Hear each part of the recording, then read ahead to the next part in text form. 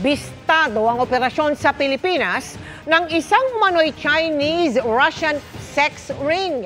5 Pinoy at 1 Chino ang arestado habang 11 ang nasagip, kabilang ang 7 menor de edad na Pinay at 3 Ruso. Nakatutok si Oscar Oida. Agad na corner sa entrapment operation sa pinagkukutaan nilang kondominium sa Quezon City. Ang 4 na Pilipinong naglalako umano ng mga menor de edad at foreign national. Kasunod yan ang pagpapanggap bilang kliyente ng mga tauhan ng NBI Cybercrime Division. Hinahouse po itong mga victim natin doon. At the same time, doon na rin yung services ino-offer.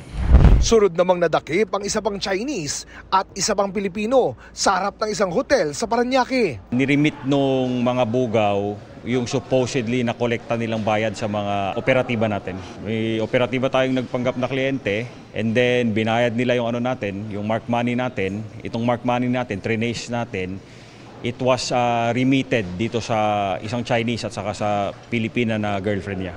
Nasagip naman sa nasabing operasyon ang 7 minor de edad na Pilipina, pati 3 Russian at 1 Kazakhstani. Yung 7 Filipina minors ay binebenta nila for sexual favors 5,000. Pero itong Russian at tsaka Kazakhstan, binebenta nila for 45,000.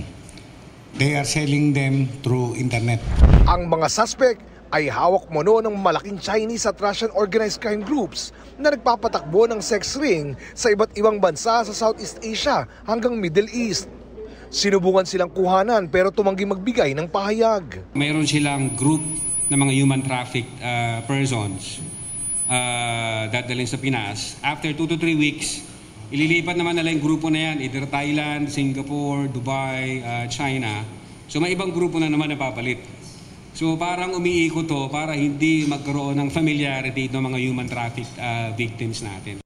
Nakapasok daw sa bansa ang mga Russian at Kazakhstani gamit ang mga tourist visa. They are victims of unethical recruitment. Pinangakuan sila ng trabaho, at the same time, pagdating dito, in-exploit yung kanilang person.